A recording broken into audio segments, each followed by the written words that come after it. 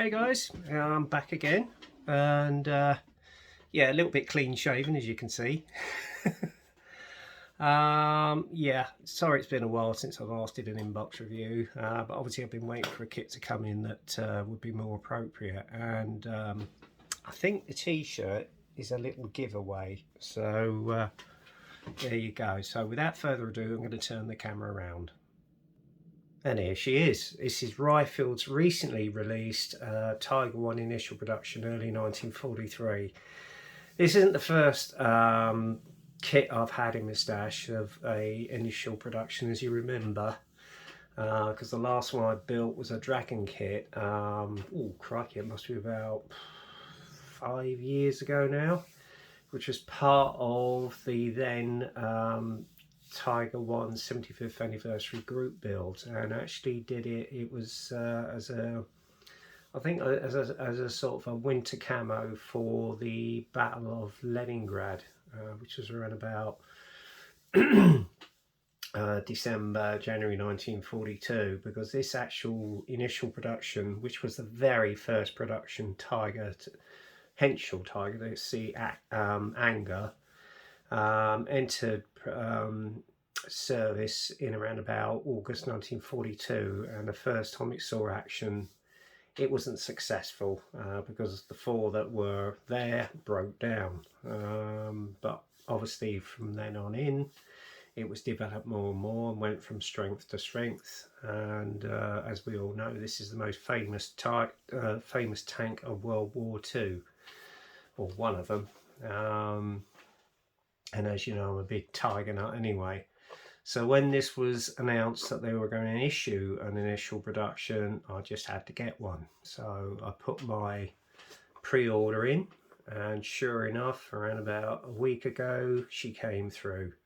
So, and I've had a quick look at it myself, and I'm not kidding you, this kit is absolutely packed, because it basically comes with workable mirror track links. You've got 3D printed smoke bombs, and you've also got a 3D printed artillery shells. So say for instance you wanted to use it so it's being loaded up, there you go, it's all ready to rock and roll. I mean, I'm not going to build it anytime soon, because obviously at the moment where I'm living I just don't have the space to do any building. So it will be a project for some time in the future, obviously when I move on to bigger space property. But as I say, I've built one before. Unfortunately I had to give it away, and it found a home when I last moved because I didn't have space for it here. So I thought I'm not going to miss out, and when they announced that they were going to release an initial production Tiger 1, I just thought, no, I'm not going to miss out on this.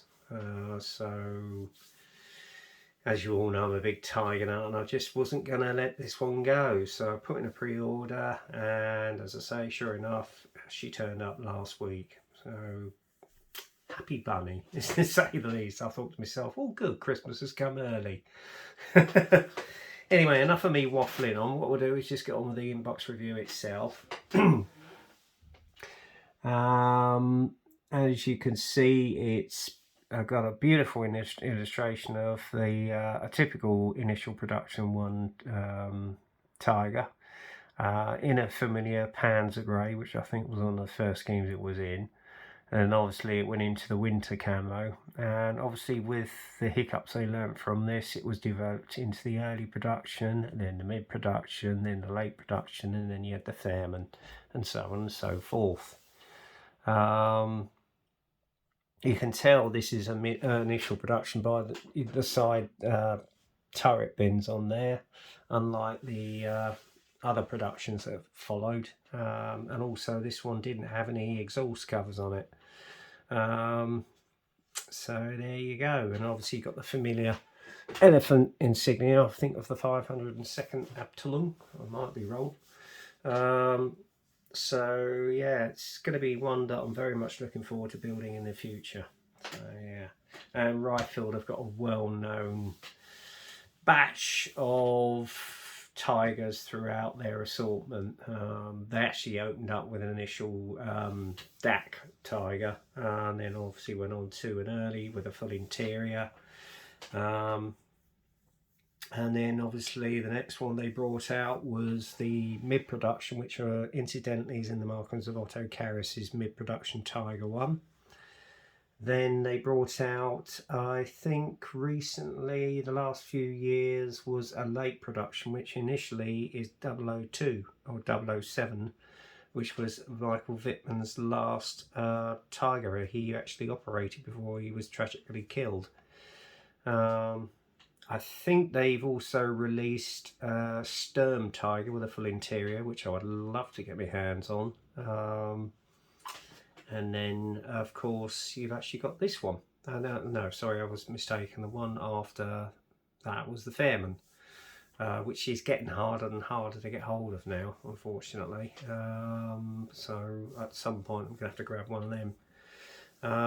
I always find the best time to buy them is when they initially release them, because they're at a fairly sort of reasonable price, but after that they just, the prices just go ridiculously high. So anyway, enough of me waffling on. We're going to get on with the kit, the review of the kit. And as you can see, beautiful illustration of one. Looks like it's outside a factory, and next to it you got a Panzer 4 by the looks of it, or 2. No, Panzer 4. So yeah, very nice indeed. It's mounted on some logs there by the looks of it, so I don't know if it's on presentation, an exhibition, or it's made out to be.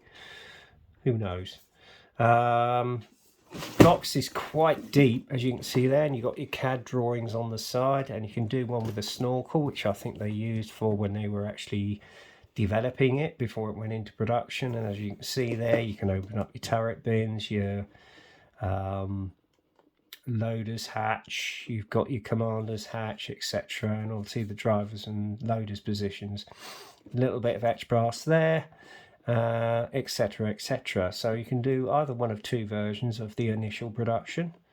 So yeah, looks a lovely kit. And the actual kit number on this, if you're after one, is 5075. That's 5075. And then on the back here, on the opposite side, you've got two colour callouts you can actually do. One in the standard Panzer Grey, and then obviously one with its winter camo on, and a whitewash on. Again, I'm not sure which one I'm going to do, but I'm sort of leaning towards a winter camo again. So we will see. And that's about it. So what we'll do, open the box. As I say, it's quite deep and it's packed to the brim. Very Dragon-esque, but neatly packed, I have to say. So you got 1, 2, 3, 4, 5, 6, 7.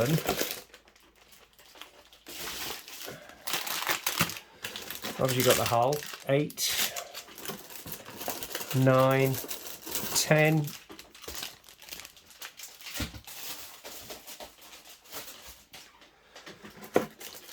11, the count goes on, 12, 13, 14, 15, 16, 17, 18, whoops, I just dropped something, 19 bags of sprues. Plus whatever is 3D printed as well. In fact, one of them I think has just fallen out of the bag, but anyway, we'll go through that as we go through the kit itself. And obviously, actually 14 bags, because you've got your optics there as well. So yeah, that's quite a lot to keep you busy. So this one is absolutely stacked to the hilt, I'm not kidding you. And it's up to Ryefield's usual beautifully detailed standards, I have to say. Let's put those bits down there, but what we'll do first, let's take that out as well. I think that's everything. Yeah, that's everything. So I'm going to put the box aside. And what we'll do first is go through the instruction sheet as I normally do. Just get everything tidied up. And it's beautifully printed in a lovely colour pamphlet on the front there. You've got the box art illustration, as you can see there. Tiger One initial production. You've got all your assembly icons on the top there. Some little instruction on the kit, etc. And then obviously when you open it up, you've got a map of all the sprue trees that you can see there, including your etched brass and your extras. Okay. And then this is just showing you the two versions that you can actually build, a standard version and then obviously this one right here. Okay, so you've got some lovely CAD views there. And then obviously the first process with the lower hull is the fitment of the torsion bars, which you can actually see there, and the suspension arms obviously all lined up. You've got the front housing for the sprocket mechanism, which goes on. And then obviously go into the back plate, and there's a little bit of etched brass here for the handles to to adjust to the ammunition packs, etc. I'm not quite. Oh, this is just the bits you've got to actually, I think, drill out. And then it shows you the assembly of the ammunition container as well. Okay, and there's a guide to where the holes have got to be drilled. Once that's all done, back plate goes on the back part of the hull. Then you've got your side plates on there. Excuse me, got a little bit of phlegm, sorry. And then you've got the assembly of the gear housing and the sprocket, which you can see there. And then obviously they go on, and then it's showing you the lineup of where all the actual individual 38 wheels go. So there you are, because this was quite an over-engineered vehicle, as you can imagine. And obviously the fitment and assembly of the idler wheel, which you can see there as well. Now, as if you're an armour mod like me, you won't actually put the wheels on until the very last, although they're suggesting it here. So I wouldn't if I were you.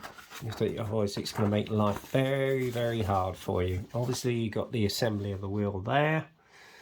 That's one of the running wheels, and then obviously you've got the fitment of the spare tracks. Now I think you've got some etched brass which you've got to bend to put over it to hold the tracks in to go on the front laces. Then you've got the assembly of the exhaust stack, which you can see here, and obviously with this version you've got no exhaust covers. Then you've got the assembly of the rear mudguard, and there's some etched brass that goes on that in the far corner, which you can see, and the assembly of the jack, which goes on there with the tool clamps. Okay, so that's that. There's the assembly of the actual jack itself. Okay, and obviously you've got the front plate, which is the driver's section, as well as the mounted machine gun, the assembly of that. And then obviously it's showing you a lucky horseshoe, which apparently was actually an emblem used in this battalion. And then you've got the outer covers for the driver's slit, as well as the mounted MG machine gun. And then obviously you've got the other option of a different layout on the right hand side there. Okay, so obviously that's dependent on which version you're going to do. And then obviously you've got the front glacis, which goes down, along with some etched brass mudguards on the front there. Okay, moving on. Alternatively, if you want to, you can put a little bit of etched brass on the exhaust stacks. That's entirely up to you. And then obviously there's a little sub-assembly for the track links and how they're built. Because actually I think these might be reworkable track links on this, I'm not sure. They're showing you how to put that on, but that to me would be the very last part of the assembly, to be honest with you. And the good thing about this is, obviously with the, I know my brother's built these up and he said they're marvellous, because you get the correct amount of sag on the actual track as well. Now the upper deck, which you've got here, you've got two different styles. This is obviously on the layout of each one, depending on which one you're doing, version A or version B. Okay, so needless to say, it's giving you a guide of where to put the holes for the tools, etc. Okay, and then obviously you've got the etched brass for the engine grills. Okay. That is the actual hatch for the engine, which you can see the assembly for up on the top left hand corner. They all go onto the upper deck, as including the tool clamps, and then obviously you've got the assembly of the driver and loader's hatch there with the optics that go in. Now you can have them open or possibly closed, it's entirely up to you. Okay, as you can see in the far right hand corner. Right, then there's the assembly of more the headlights. Now this is going to be very fiddly. As you can see there, it's highly detailed, which is up to Ryefield's usual standard, and obviously with the initial and the early production they had 2 headlights as opposed to the one with the mid-production and late. And then obviously they go on at the front of the actual hatch. Now with this, I would suggest when you're building this, don't put all this on until you've actually assembled it onto the main hull. Otherwise it's all going to ping all over the place. So there you go. And then obviously this is for the rest of the actual tools that go on. So what I would do is put the upper hole on here and then add all the tools and everything afterwards, because it's going to make life so much easier. And then obviously you've got your spare tracks that go on, okay, your track cables, etc., and rods. Okay, and then obviously you've got the rear rod there that goes on, and then obviously that goes onto your upper lower hull. Okay. Now, next up is the fitment of the mantler, and obviously the part of the gun, the main 44mm gun, which is what the Tiger was well known for. And obviously you assemble all that together, that's all done. And then obviously you've got the internal workings of the barrel, which you assemble as well. And again there you can see some sub-assemblies which go into part of the actual interior of the barrel, although you're not going to see it. So yeah, it just make me laugh that they do this. And obviously you've got the MG34 which goes on into the mantler, etc. You've got all the sub-assemblies there, including the shell basket. And if you want to, you've got a choice of 1-piece hull or 2-piece. Now I'm going to go with the 1-piece, and obviously you've got the actual mounting ring for the actual main turret itself. So there you go. Moving on, you've got the assembly of the loader's hatch, which you can see either open or closed. It's entirely up to you. And then you've got the air filter vents which go on, and then the upper part of the turret goes on, etc. And obviously you've got the vision port which goes onto the back side of the turret, and the mountings on the side of the smoke dispensers.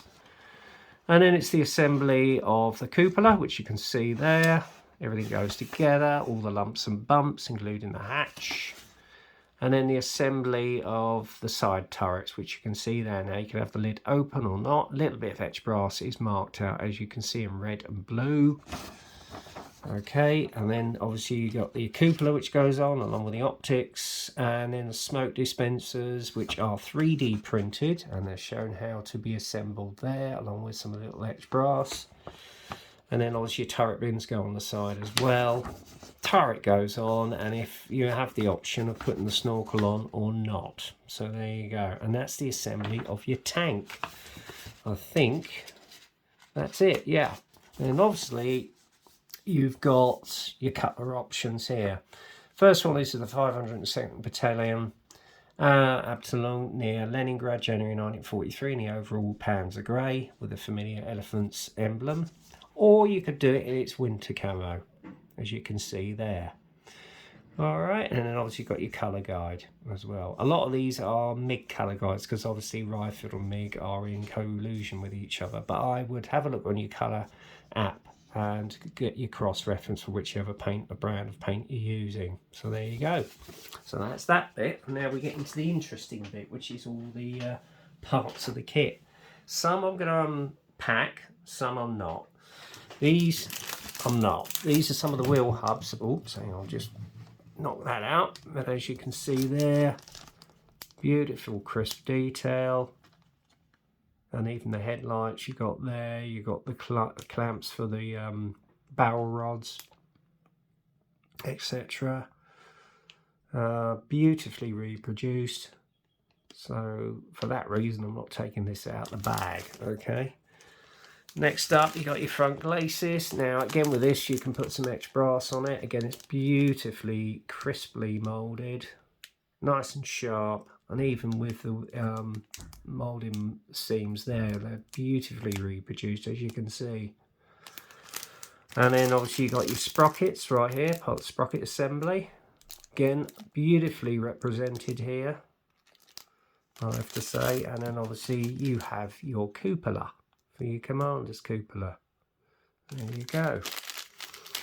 So that's those parts. Now you've got your 3D printed shells, which are here. Look at the detail on those, absolutely gorgeous. So yeah, there you go. The only disappointing thing is this. You've got towing cable in string, so what I will probably plumb for when I get around to building this is order some aftermarket wired ones. You've got parts of the tracks here, which are all individually bagged, as you can see here. There's some lovely detail on those. And again, the assembly process, apparently according to my brother, is bloody easy. So there's you have the guide horns, etc., and your track links. Beautifully reproduced.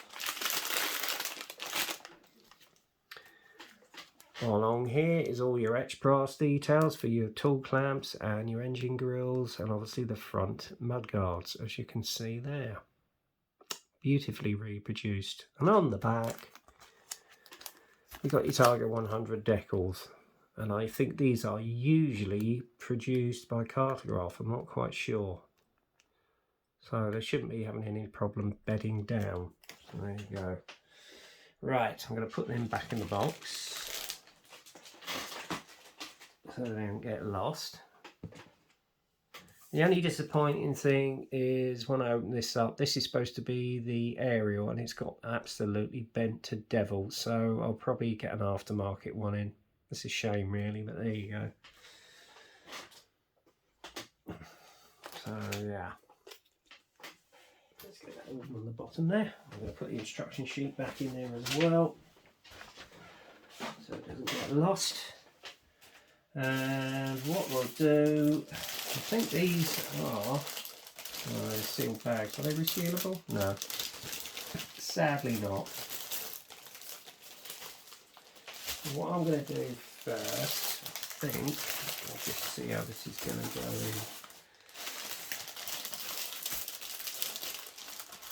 in. Ah, right, okay. What I'm going to do first, I've got a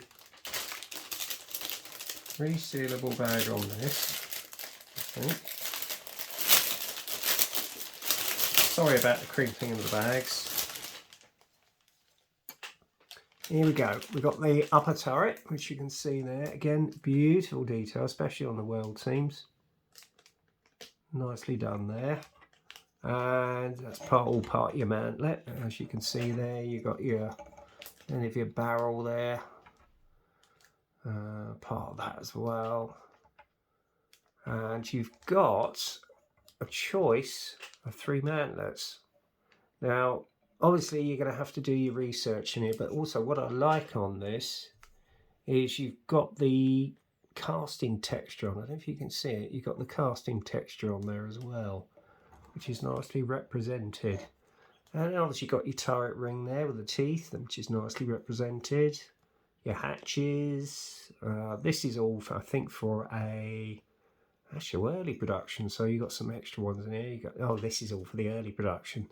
So you've got an extra sprue in here, so you could probably use these as spares actually. So that's for an early production. So there you go.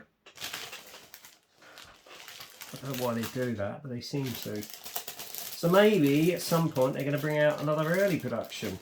Who knows? It'd be nice if they brought out Tiger 131, but that one on Dragon is a fortune now. So we'll see. Who knows, they might bring out Tiger 139, but we'll see. Right, next up. Is this one sealed? No, oh yeah, this one's sealable. Sprue number 3.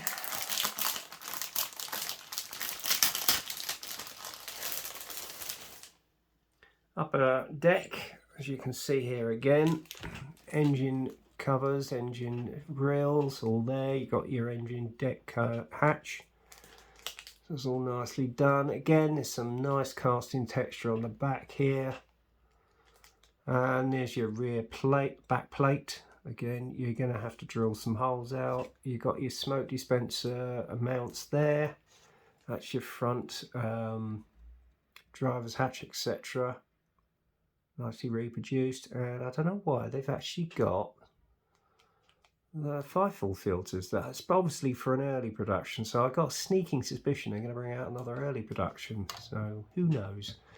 Yeah, it's all the piping for it. So whereas the initial didn't have any of this, so there you go. And obviously you've got your driver's mount, etc., your hatches, your barrel rods, parts of the jack, and there's obviously the front part, the facing for your machine gun mount, etc. I have to say though, although this is not going to have any of this, look at the detail on those five-full pipes. Beautifully reproduced. This is part of your barrel. There you go. As you can see, you've got your tools there, barrel rods, etc. There you go, nicely reproduced. So, I don't know if that's a bag of extras they've got now, like they do with old Dragon kits. It's very Dragon-esque, I have to say. As you can tell, with Ryefield, it's all in that familiar sand plastic. And then we got another one here. Again, I think this is for the one for the actual kit itself, the upper decking. Again, lovely detail there. I'm not going to take this one out of the bag. Again, with the rear plates. And then obviously you've got your engine hatch, you've got your air hatch, engine hatches there. Your grill, oh sorry, your grills. That's the mount for your sprocket drive. Side plates, obviously lumps and bumps, part of the actual exhaust system. So yeah, very nice indeed. Now I'll just put the bits of the tracks on the side here in the box.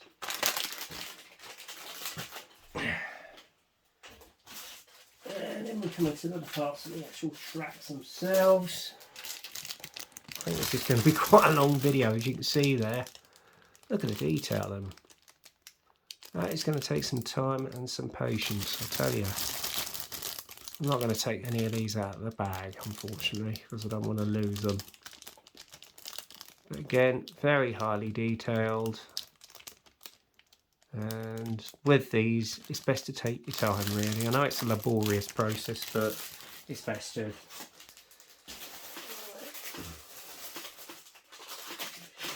On the side there, that on the side there, that on the side there, that should be fine. Right.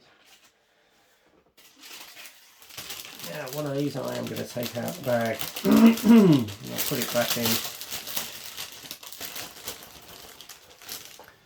Right, there's your torsion bars. And they come with the actual suspension arm. So that's just about threading it through the hull, I think. And then obviously you've got your final drive there for your sprocket. And a few tools there, etc. Look at the detail on that hub. Beautifully reproduced. Again, there's your sprocket. This is obviously for the initial production, your tool clamps, etc. Very fiddly, so you have to be very careful when you cut these off the sprue, guys. Alright. And again, you've got the sub-assemblies for your headlights, etc. More tool clamps. And there's part of the mount for the exhaust system. Again, I think there's some, is there any casting texture? Yes, a little bit. I don't know if you can see it, some nice casting texture on that. And again, that's your idler wheel there. More tool clamps, etc. So when you cut these off, be very, very careful you don't lose them. And even on the side here, it looks like you've got little nuts, etc., which you can cut off. Wow, that's incredible. So yeah, Be careful you don't lose those, but I don't think I'm going to go to that extent, to be honest, guys. Anyway, pop that one back in the bag. Reseal it. Now, have I done this right? No, I don't think I've done this right. Oops. Here we go. Hang on.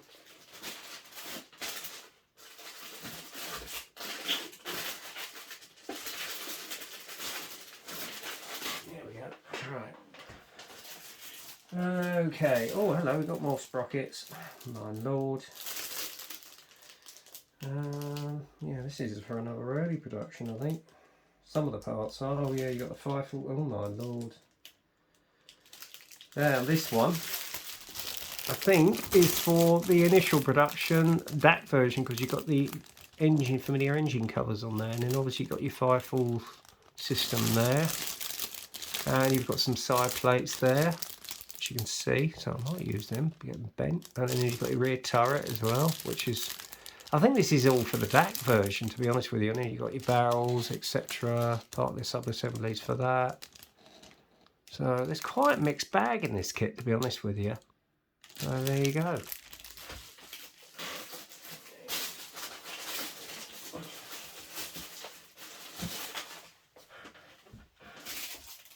Now, here's the main turret. Shall I take it out of its bag? No, because it's sealed.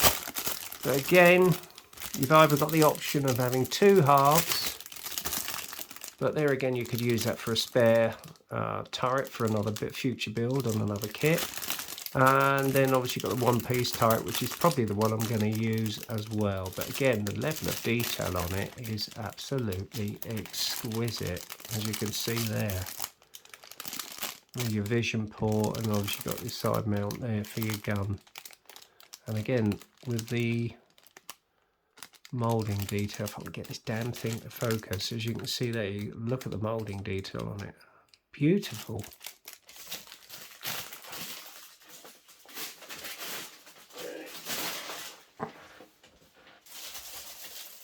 Now, is this one self-sealed? Yeah, okay. I'm going to show you some of the running gear on this next one.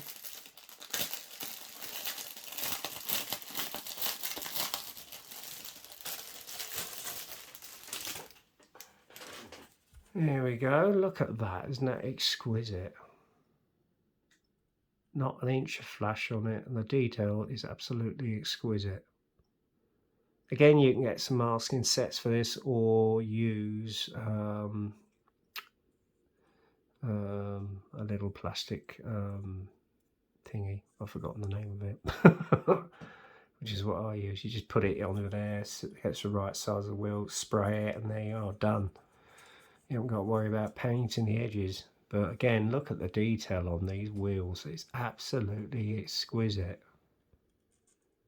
Yeah, very impressed. Very impressed. Whoops, nearly knocked the camera over there. I'm just going to pop that back in its bag.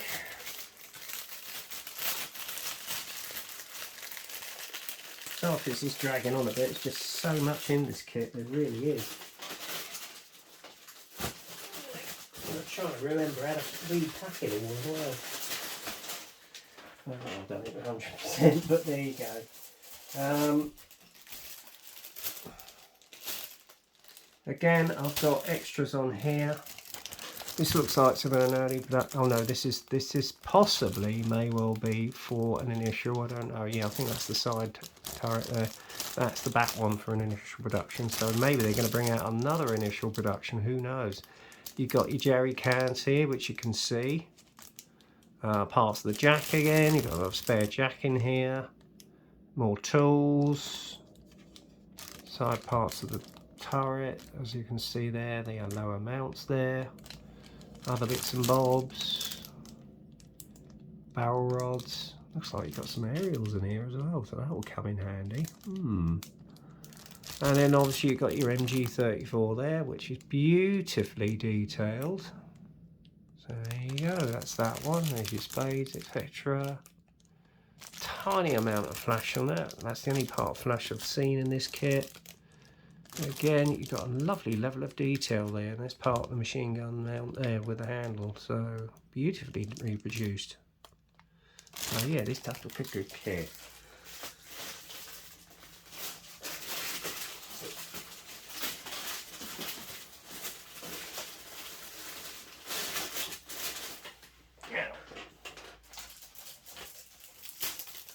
Ah, this is going to be interesting. I think this is for this kit. It looks like you've got some internal detail here as well. Ah, interesting. Oh, I've lost a little bit. I'm going to leave that in the bag. I'll take the rest out. Here you go. You've got internal parts here as well. So obviously they will possibly think of doing this as a full interior. You've got the internal mount ring, which you can see there. There's your flooring with the grille, which is beautifully reproduced.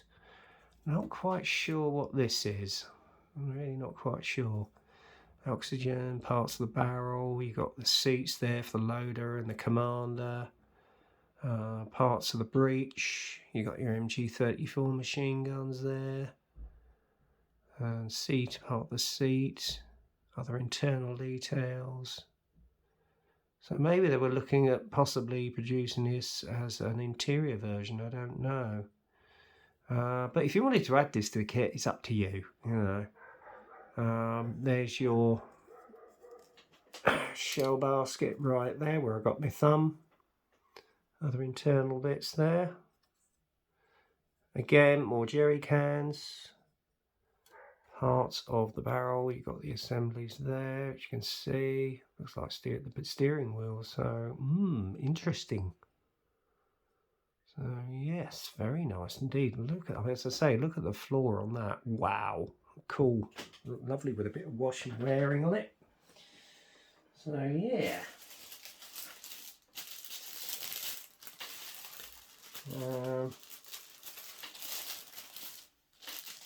Let's try and get this back in the bag. Hang on, bear with me, guys. I know this video is going on a bit longer than usual, but we're getting there, we're getting there.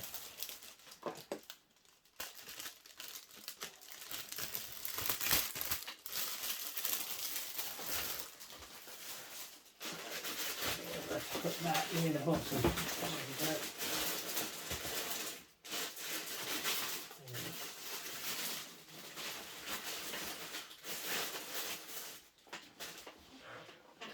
Last few bits.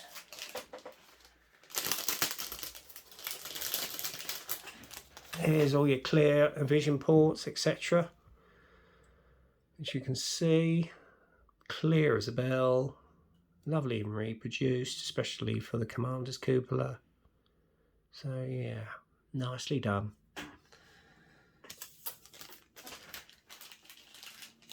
Okay, let's just get that back in there.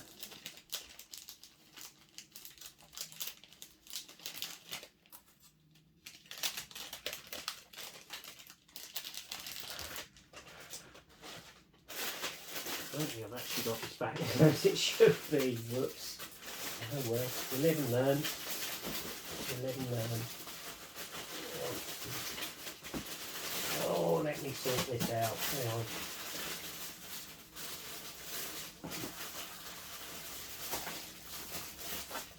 There's just so much in this for what you get for your money. I'm not kidding you.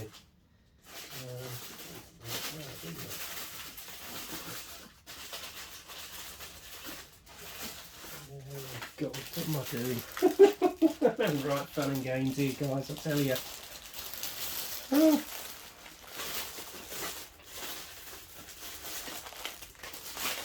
I think that's something more like it. There we go. I think we're getting somewhere. Hang on. Sorry about the crinkly.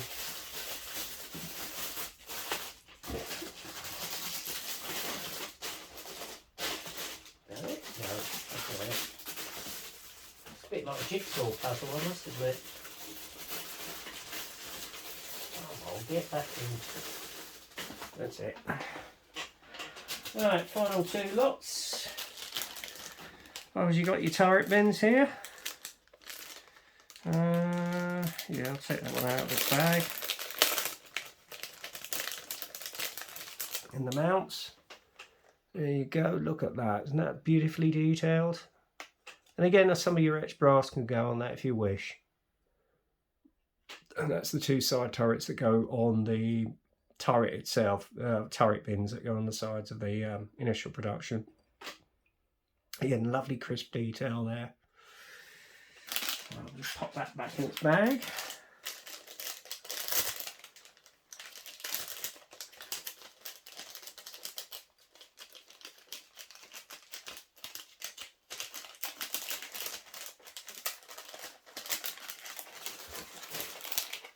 And finally, we have the actual lower hull. And here it is. Look at that, absolutely crisp as anything. I mean, again, with the world seams, it's beautifully represented. You've got some of your assist hatches at the bottom there and at the rear. Nice detail at the side there. And obviously you've got some internal workings, which obviously they would possibly think they're doing this as an interior version. So maybe, just maybe, they're going to bring out a version with the full interior. Who knows?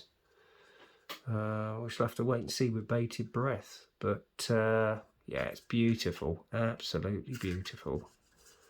Nice thick plastic, as you can tell.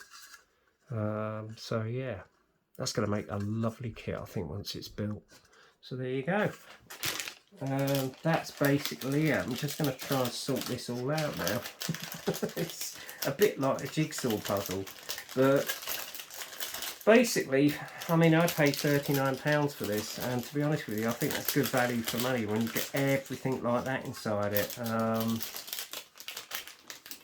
as I say, I've not actually built one of Ryefield Tigers yet. I've heard good things about them, so we shall see. I think that's basically it. Yeah. Okay, so I'm going to put the lid on and then we'll finish up here. There we go. Oh, hang on, forgot something. There we go, that's that. So there you go, guys. That is Ryefield's initial Tiger 1 initial production, early 1943. So I'll go back to yours truly. So there you go, guys. That's Ryefield's initial Tiger 1 initial production. Looks a fantastic kit. A lot of buck for what you're paying. Well, say a lot of good stuff inside there for the buck that you're paying. I mean, as I say, I only paid 39 quid for this, and good value for money, I would say. Obviously there's a possibility by looking at the kit that they're going to do a full interior version at some point. Maybe they're going to bring out a few more early production versions, who knows. We shall have to wait and see. But if you are a big Tiger fan, I would fully recommend you go out and get this beauty. It's an essential to any Tiger collector. I'm glad I got it, and I hope it's not too long before I actually get my teeth into it. And we shall see how it builds. So there you go, that's the end of this review. So I hope you like what you saw. It's nearly running into about 44 minutes, and this is one of the longest video reviews I've actually done. So now I'm going to take a breath and sit back and see what comes along next. So look out for the next inbox review, and I hope you like what you saw. So until the meantime, stay safe out there and keep well and kick craze and enjoy your builds. Take care. Cheers.